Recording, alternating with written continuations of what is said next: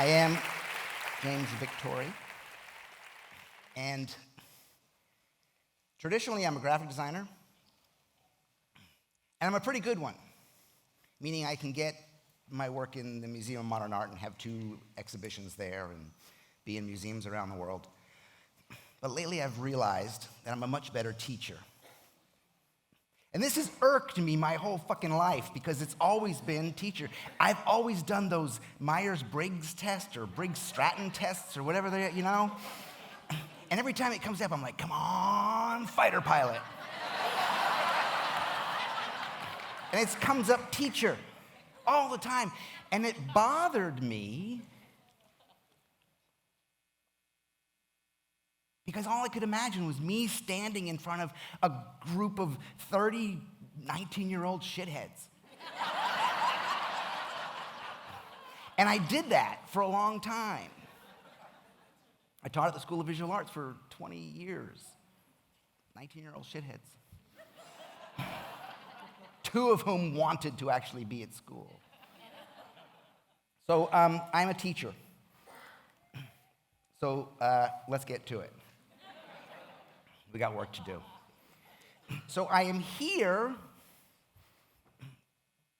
because of a book. Actually, I am here to sell a lot of fucking books. If you didn't get a sticker, they're hanging around somewhere. They were outside. I've got probably 7 left. Come see me.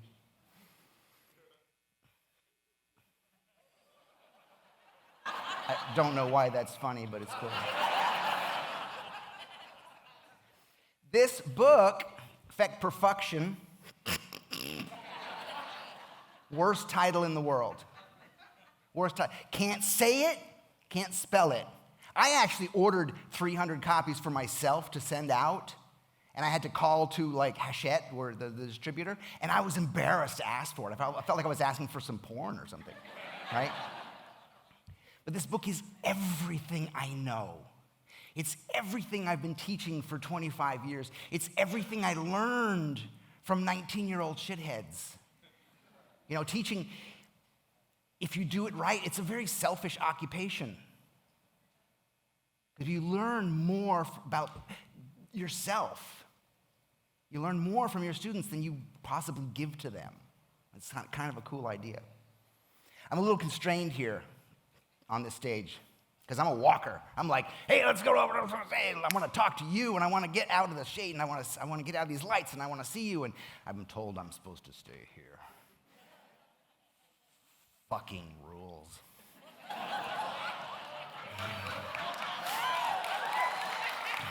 But it's everything I know and everything I've learned, and it's everything I use daily to get out of bed, hungry and horny and excited to make work that matters. And some of the ideas in it are like, just start. Just start. It's the hardest part. Just start, right? Most people begin by stopping. You guys, listen, hey, check it out. I am no dummy. You guys are here, and you're like taking notes. And you're like, fuck, when I get home, oh my God, I'm going to. No, you're not.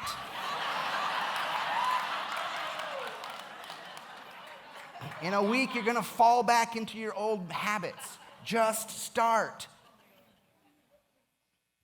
There ain't no rules. We live in a cartoon world. Do you know what I do for a living? I make shit up. People pay me for that. Well, there's no rules. We are the makers of manners. Shakespeare, how about that? About the critic. And I don't mean the haters online, and I don't mean your family and friends, baby. I mean the invisible bastards, right? You guys know it. That shit that we keep repeating to ourselves. I'm so fat, I'm not, I can't do math. Fuck you.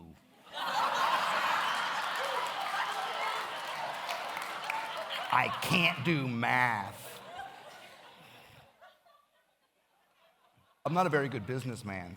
Well, now you're not. You just said it. It is documented that our thoughts can cause disease and stress. But Western medicine hasn't caught up to the fact that you can change that by positive thoughts and positive reinforcements and stop calling yourself these stupid fucking names. Or the fact that my father, who taught me to be a carpenter he had no skills whatsoever, he would just build shit. He needed a shed. So he was looking at a magazine, he's like, that's a good one. And then he went and bought lumber and started making it. It was like $24 to buy the directions. Fuck that. He just started making it, right? And he got the posts in the ground and they were like 12 feet up and he's like, that's gonna be tall. So he got a ladder and a chainsaw and cut it down and then started building it. My father, who the last 20 years of his life suffered the degenerative effects of Parkinson's and never complained once. Because shit happens and suffering is a choice, right? So there's some crazy words on this book cover. A lot of people buy it. I get the most amazing feedback from this book. It's been so humbling to hear the response. And there's some crazy words, but the subtitle is Dangerous Ideas on the Business of Life, right? And that, dangerous, is the most important word on the book. Because safety is not interesting. Are there any graphic designers in this room? Any designers? You know what? Most of what designers do is try to appease, try to make something that they know people are gonna like. That's boring. That's safe. That's not interesting. I will bet dollars to fucking donuts it's not interesting for you. Because creativity is dangerous. That's its fucking job. Creativity is dangerous. Creativity is new and innovation. We hate new. And innovation signals the death of anything that came before it. We question new. Creativity is dangerous because that's its job. Me, as a teacher, especially at a university setting, I don't want creative people in my class. Do you know why? Because they disrupt. That's their job. Or they bring in assignments that are so fucking off here. I'm like, okay, one more time. So anyway, the best way I can illuminate this book or illustrate this book is with a story, okay? So I am a lover of anything with rubber tires, preferably 2. I have a number of different motorcycles. The first money I ever made, I bought my first bike, cash. I have a 4-year-old Wyatt and a 2-year-old Nova, and they have an assortment of vehicles of their own. We are a wheelie family. My favorite bike to ride is a trials bike. It is a funky little bike with no seat, because you'd stand up all the time, so it's like good for your quads, your lower back. Physically exhausting, good exercise, super torquey, so a super strong engine, and very light. And this allows you to climb up and over things you shouldn't be able to climb up and over on a motorcycle, right? And the story goes like this. I don't remember the accident.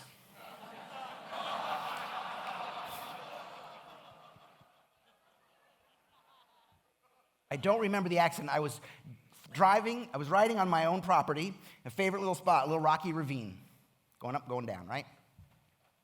I don't know what happened. I think I blipped, didn't cover the clutch, didn't cover the brake. I seriously don't remember the accident. I woke up laying down in a ravine, so I fell into the ravine and didn't roll. I do remember a very loud snap. I woke up just like they do in the movies, right? When you're blacked out, as you go, two things. One, the pain. So I just jumped up and I cradled my arm like this. Then I realized I don't have my phone with me. So I realized I was an asshole. And then I realized nobody's at home. So what I did is I cradled my arm and I walked half a mile to the house to call for my father-in-law, who wisely called the EMT. And I was all along the way, I was taking tiny sips of air so I wouldn't black out again. I remember I stopped once. And I was like, do not fucking stop. You will never get going again. So in the ICU, they told me I broke all of my ribs and my clavicle, and I separated my lung. So I basically destroyed this part of my body. The X-ray looked like this. The good news is they serve beer in the hospital, which was really great. My wife is an angel and always helps me gain perspective about these things. I was home, that was December 14th was the accident. I was home on Christmas Eve. My wife made this decoration for me. In case you're curious, the bike is fine. I think it's supposed to do that. But listen, like everything in my life, like everything in your life, it happened at the right time and for the right reason. And the reason is I needed a teacher. I was at a point in my life where I needed a teacher. And if you can understand, if you can wrap your head around the idea that you have no friends, you have no enemies, you only have teachers. You only have teachers. If you can wrap your head around that, then everything that comes to you in life is a fucking gift, right? And when I was in the hospital, sometimes I start getting like teary when I start thinking about this. When I was in the hospital, in the ICU, my wife said, here, let me show you this. Where's that? Oh, well. I was going to show you the tube going into my lung, but I won't. Gross. My wife, to help me gain perspective, she said, James, your heart needed to grow and your body needed to make room.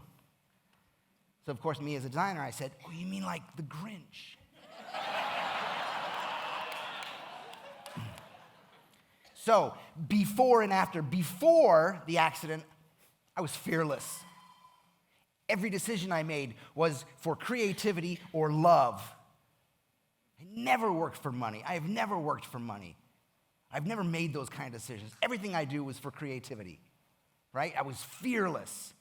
I would take chances everywhere. After the accident, I was made something that I've never thought I would ever experience in my life. I was made afraid. I was made fearful. I was made weak, completely weak. And I was presented with a choice. I could listen to the pain and do as most do, and I could run from it. I could run from the pain. I could keep up the medications. I could, in my physical therapy, I could go, you know what? It's fine. I'll just never play beach volleyball again. I'll never play tennis. Oh, fuck tennis. That's a stupid sport.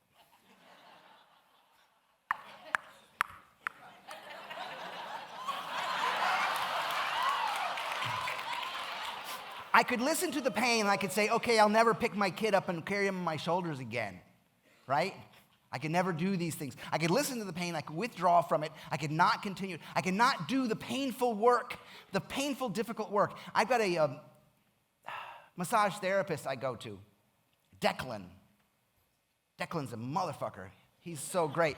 Every time I go to him, I lay down, and the last time I was there, he massaged my fascia. Have you ever had your fascia massaged? Don't fucking do it. From my fingertips all the way through. And he starts and says, I can't use any lotion for this, so it's going to hurt. Every time I go, he says, I blah, blah, blah, blah, blah, it's going to hurt. I could not do that work. But if I don't do that work, my life is going to get smaller. Every day, every month, every year. My life is going to get smaller. Now here, you. This is why I tell this story. This is why I'm talking to you about this. It's about choices. Right now, so I'm in what I call my cruising pain, right? I can get by. You wouldn't really, I could be up here and do the talking. You wouldn't really know that I'm in pain like literally now. So yeah, I broke every rib on this side. Anybody broke one rib? One rib? Yeah. You can't laugh with one rib. So for me, what was heretofore a wonderful little orgasm, a sneeze, became something almost like, it was to be like, oh fuck, no, fuck, please, no, fuck, right? And it would take me like 2 minutes of breathing to recover, right? Oh, the pain was horrible. So I'm in my cruising pain now, which means I don't have that, and I can sneeze. You wouldn't know it unless we were out having beers and you asked me to like pour from a particularly big pitcher, which might be hard. If I was gonna, to scratch my ass is a little bit difficult. And I enjoy that, so I miss it. The reason I bring it up with you guys is because I'm in my cruising pain, and I'm doing the work to get over it. I'm seeing the massage therapist. I'm doing all the exercises. I had to stretch my nervous system. I don't know if you guys can do this. If you can do this, and like you go through all this movement and it hurts, it's like that means your nervous system needs stretching, right? It's the worst thing I've ever had to do is learn to keep doing the work 3 times a day to stretch my nervous system. Everything got all jangled. The fascia from my sternum all the way through. You are in your cruising pain. And you're sitting there like, no, James, I'm cool. I like a nice coffee and some breakfast. I'm like, no. But listen, I'll show it to you.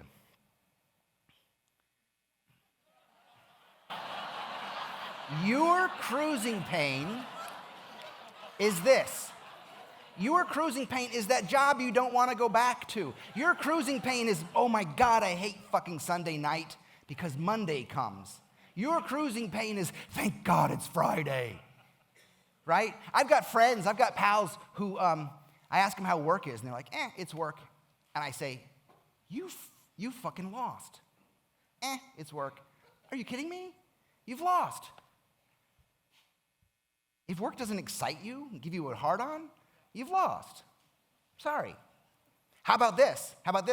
Here's your cruising pain. Your inability to ask for what you're worth. Hands, right? Inability. Lots of hands. Awesome. Your inability to ask for what you're worth. Fix your shit. You can fix this. It's going to take work. So good to see you now. I couldn't see you before. How about this? Here's another cruising pain. The body you woke up in this morning. You're like, wait a minute. When did that get put on? Who did? Wait. There's like a lingering donut in there. I don't know what it is. Or the relationship that chafes because you've lost the ability to talk to your partner. All of these things are fixable. All of these things you can do. It just takes work. You just have to do the work. And if you don't do the work on these things, your life is going to get smaller. Every day, every month, every year.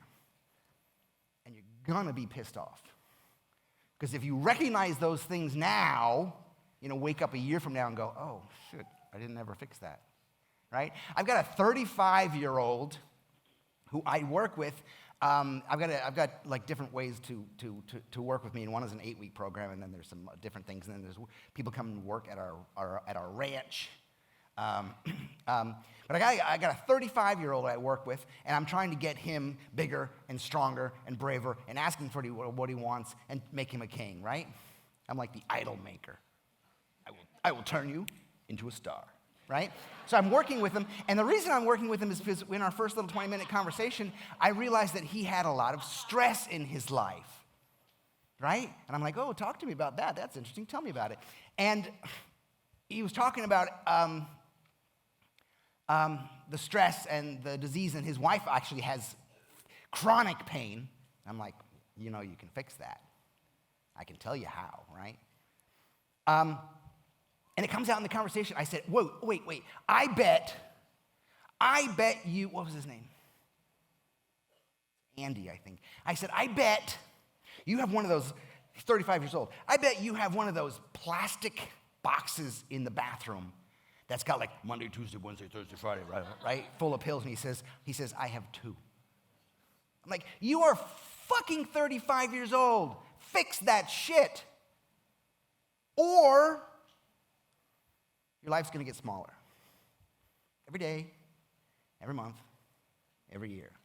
You're going to need 5 boxes for pills, and they're not going to do shit. Right? That's what Western medicine does. They throw pills at you. It's not interesting. Right?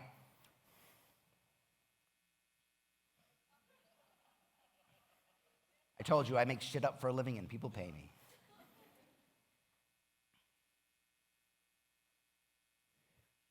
You have everything you need. You were born with everything that you need. Fix your shit. I used to always joke with my students at the School of Visual Arts, especially when they're young. You can talk to them like this. And I used to say, listen, I don't know if the graphic arts creates low self-esteem or attracts low self-esteem. But we got to deal with that now, because it's just going to get worse, right, as you get older, right? You can fix that. It's just an attitude and perspective. Everything is attitude and perspective. So listen, I, as a teacher, am not here to tell you anything.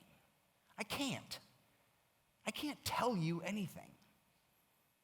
But what I can do is remind you. I can remind you of the powerful gifts that you were born with. I can remind you of your talents. I can remind you about why you got into this business in the first place. Somebody just wrote me through Instagram the other day and said, dude, I listened to your thing. You really helped me out. And I'm like, I didn't do anything.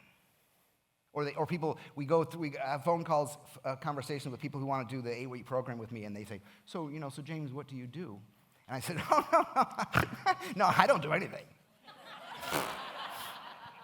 You got to do the work, right? But I can remind you of the power of your voice.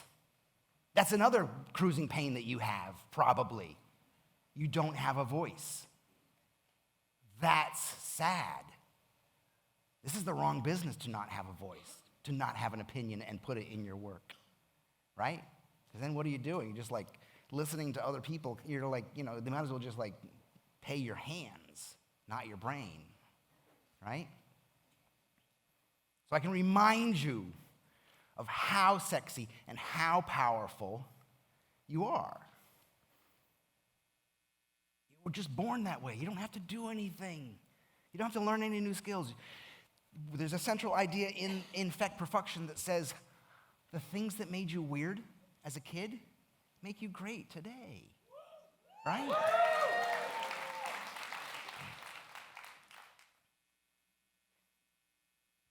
It's just like with my father. shit happens. Suffering is a choice. You choose to be the hero or the victim. That's it. It's all attitude. It's all perspective. It's all just rewiring your thinking and saying, waking up and going, you know what?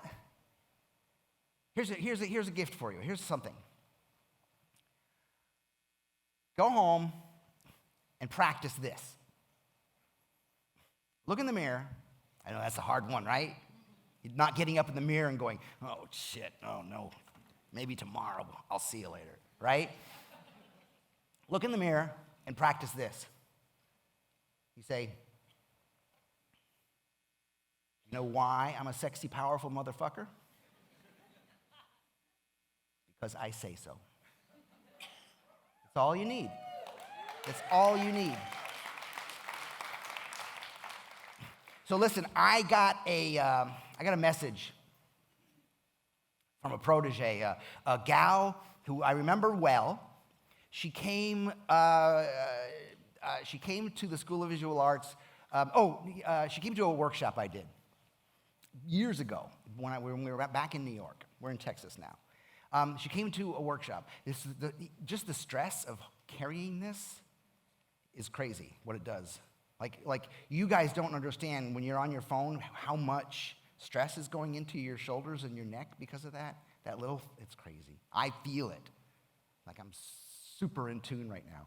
Don't want to be. But I am. I hope that's not what they call woke, because woke fucking hurts.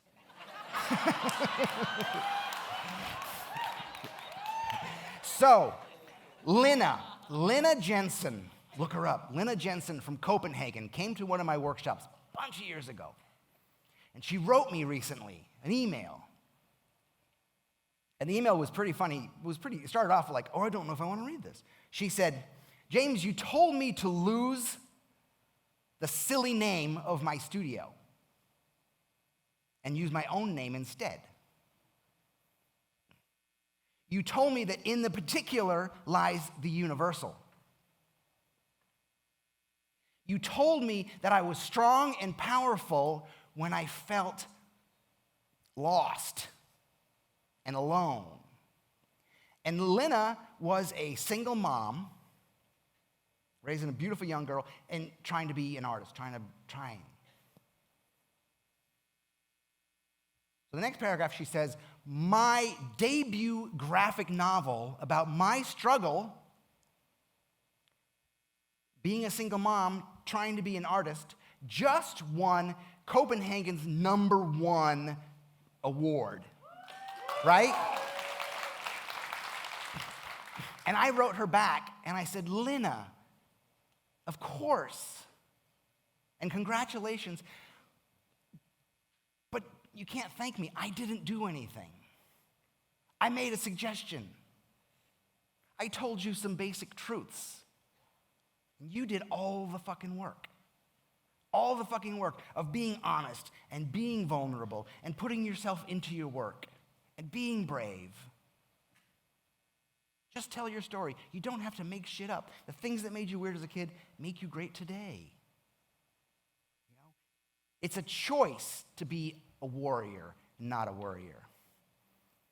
And my book is published by Chronicle Books, so I got in touch with my agent, and I got in touch with Chronicle Books, and there's a huge chance that Lina's graphic novel is going to be released. She sold 2,000 copies on her own, self-publishing. There's a good chance that it's going to be released here in the States in the next couple of years, translated. It's a great piece. It's just the power of what we do, baby. It's you got it in you. I got it in me in truckloads, right? Listen, you guys have been awesome. Class is dismissed. Feck perfection. I want to see a fucking spike.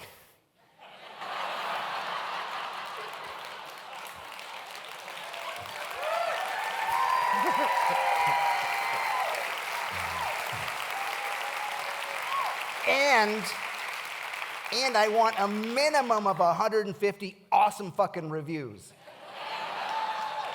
You guys rock. Thank you.